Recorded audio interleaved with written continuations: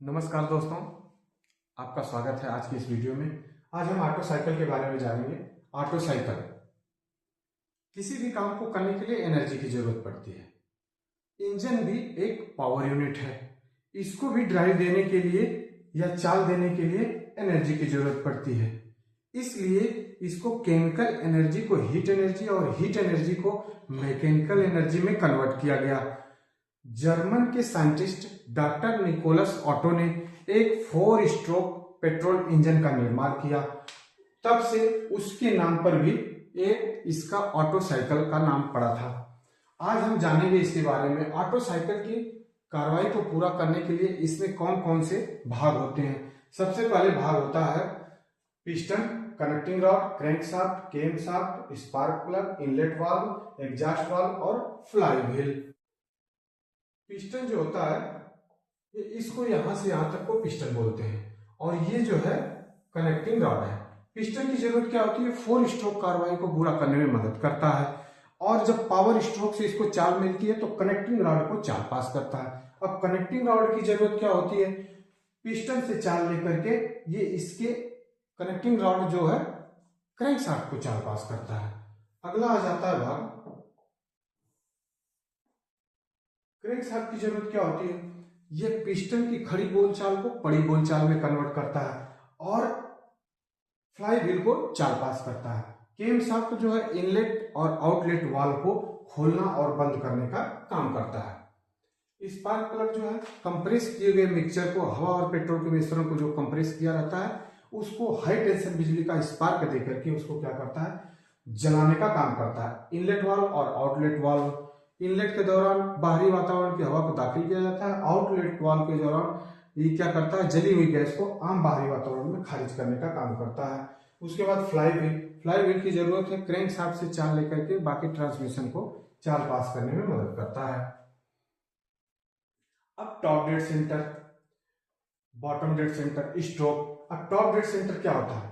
Top dead centre जब piston BDC यानी bottom dead centre से जो ऊपर की हरकत करती है, ये मान लीजिए आपका बोर है, बोर डाया जिसको बोलते हैं। अब इसी में पिस्टन ऊपर से नीचे हरकत करती है।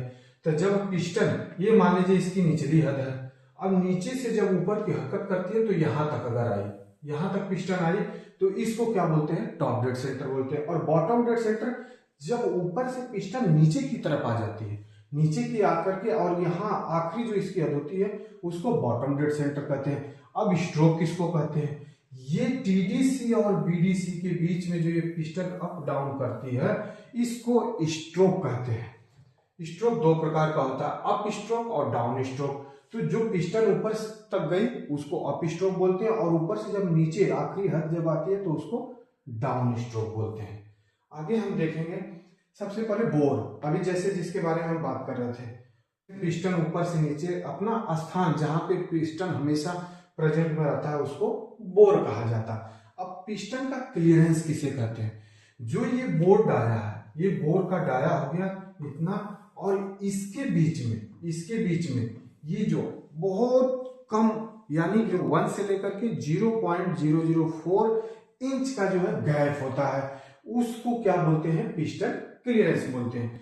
अब पिस्टन स्लिप पावर स्ट्रोक के दौरान जब पिस्टन ऊपर से नीचे की हरकत करता है, यानी ऊपर का मतलब टॉप डेड सेंटर और बॉटम डेड सेंटर की एक कंटिन्यू 4 स्ट्रोक की कार्रवाई होती रहती है। उसी दौरान में पावर स्ट्रोक के दौरान कभी कभी ऐसा भी होता है कि यह पिस्टन के ऊपर जब धमाका होता है तो ऑटोमेटिक क्या होता है, कभी कभी टिल्टिंग यानी कि टेढ़ा मेढ़ा हरकत करने लगती है। तो ये क्या कर देती है? कभी जो सिलेंडर बोर के साथ टकराना शुरू कर देती है, पिस्टन स्लिपिंग बोलते हैं।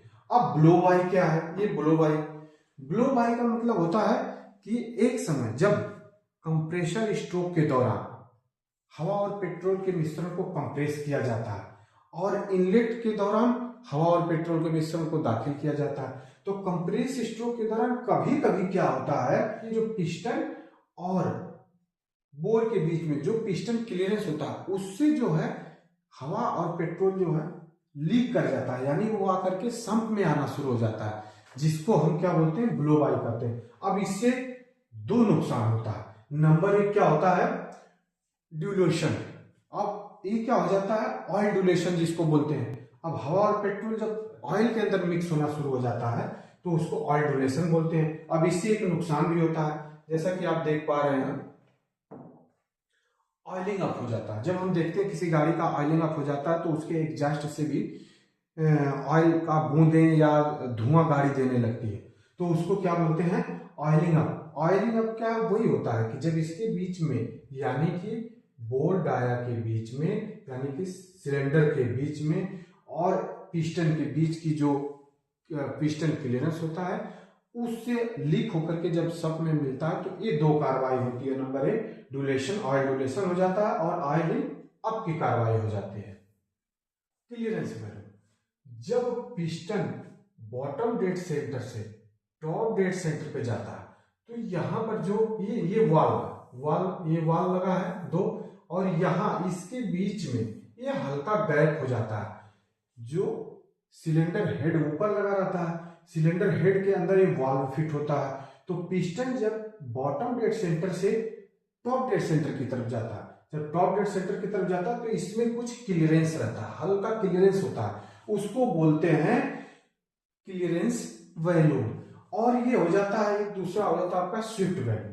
स्विफ्ट वैल्यू जब बॉटम डेड सेंटर से टॉप डेड सेंटर के बीच की, जब पिस्टन ऊपर नीचे शिफ्ट करके जाता है, जब शिफ्ट करके जाता है या शिफ्ट करके आता है तो इसके बीच की दूरी को क्या बोलते हैं, शिफ्ट वैल्यू बोलते हैं। अब टोटल वैल्यू, अब ये आपका शिफ्ट वैल्यू यहां तक, और ये जो क्लियरेंस वैल्यू, अब इस टोटल वैल्यू को क्या बोलते हैं, टोटल वैल्यू।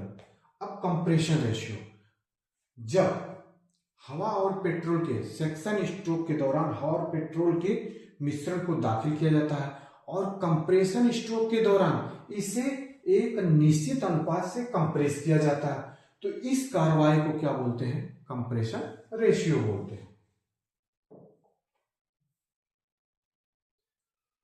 अब ज्यादा कंप्रेशन जब इसका हो जाता है, कंप्रेसर रेशियो ज्यादा हो जाता है तो उसके नुकसान भी होते हैं और फायदे भी होते हैं। सबसे पहले नुकसान इसका देख लेते हैं।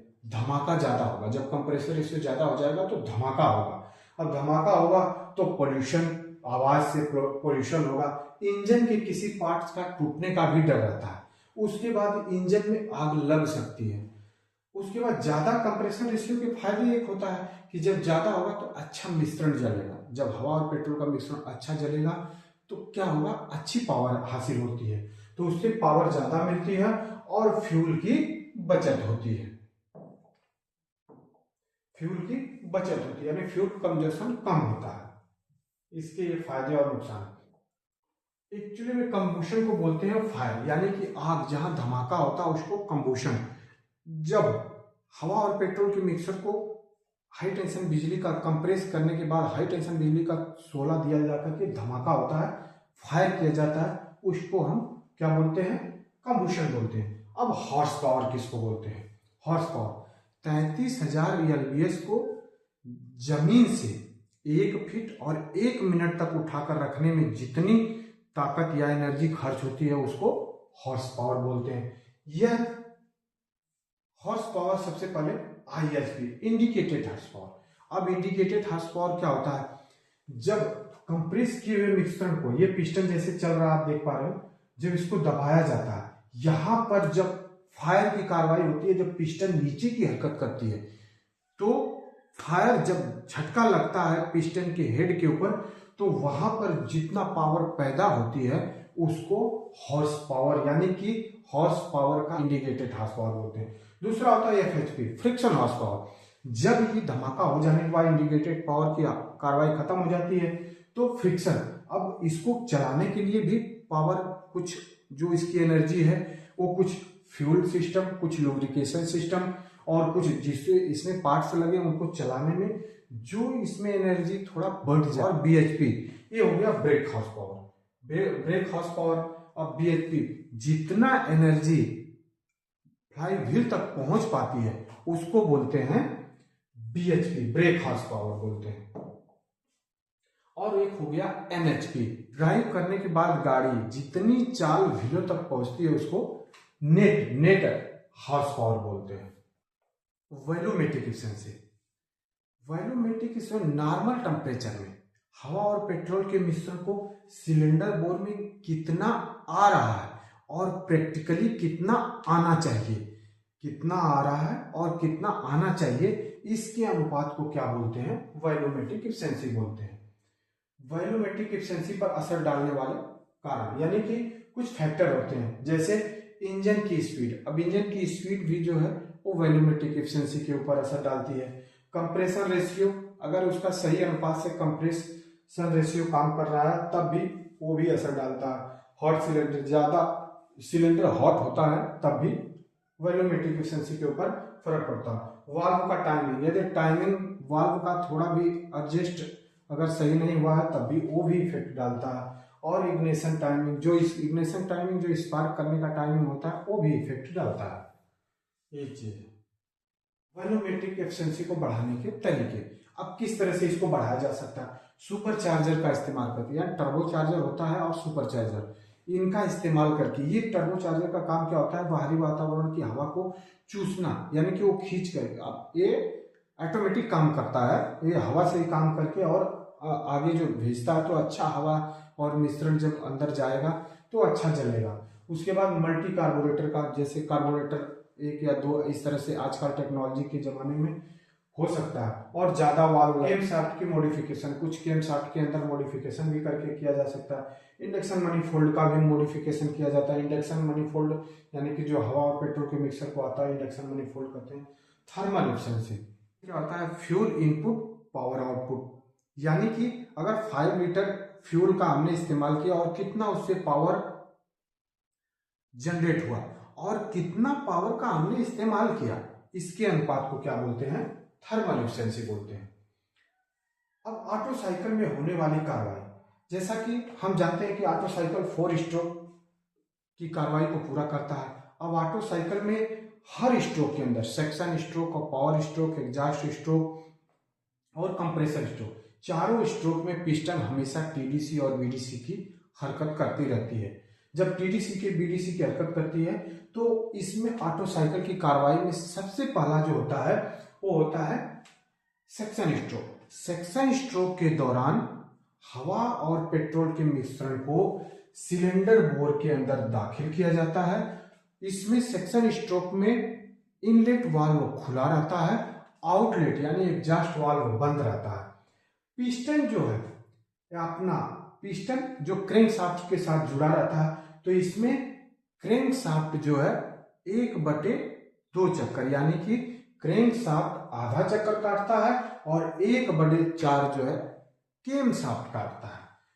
ठीक है। चाल इसमें सेक्शन स्ट्रोक के दौरान जो चाल इसको फ्लाई व्हील से मिलती है। कंप्रेसर स्ट्रोक के दौरान दोनों वाल्व बंद रहते हैं। पिस्टन नीचे से यानी कि बॉटम डेड सेंटर से टॉप डेड सेंटर की हरकत करता है। अब इसमें जो है हवा और पेट्रोल के मिश्रण को एक निश्चित अनुपात से कंप्रेस किया जाता है। चाल जो है इसको फ्लाई व्हील से मिलती है। और इसमें क्या है, केम शाफ्ट जो है 1/2 चक्कर काटता है और क्रैंक शाफ्ट जो है वो 1 चक्कर उसका पूरा हो जाता है। पावर स्ट्रोक के दौरान दोनों वाल्व, इनलेट वाल्व और आउटलेट वाल्व बंद रहता है और कंप्रेसर किया हुआ जो मिश्रण है उसको हाई टेंशन बिजली का शोला देकर के फटाया जाता है। चाल पिस्टन से फ्लाई व्हील को मिलती है, ये इसको जिंदा स्ट्रोक भी कहते हैं। और इसमें क्रैंक शाफ्ट जो है 1/2 यानी 1.5 चक्कर काटता है और 3/4 जो है वो केम शाफ्ट चक्कर काटता है। अब एग्जॉस्ट स्ट्रोक में क्या कार्रवाई होती है? जो इसमें एग्जॉस्ट स्ट्रोक में जली हुई गैस को, यानी कि आउटलेट वाल्व खुल जाता है, इनलेट वाल्व बंद रहता है, तो आउटलेट के जरिए गैस, जो जली हुई गैस है वो बाहरी वातावरण में खारिज हो जाती है। इसमें जो है केम शाफ्ट का 1 चक्कर पूरा होता है और क्रैंक शाफ्ट का 2 चक्कर पूरा हो जाता है। चाल इसमें भी एग्जॉस्ट स्ट्रोक के दौरान चाल जो है फ्लाई व्हील से ही मिलती है।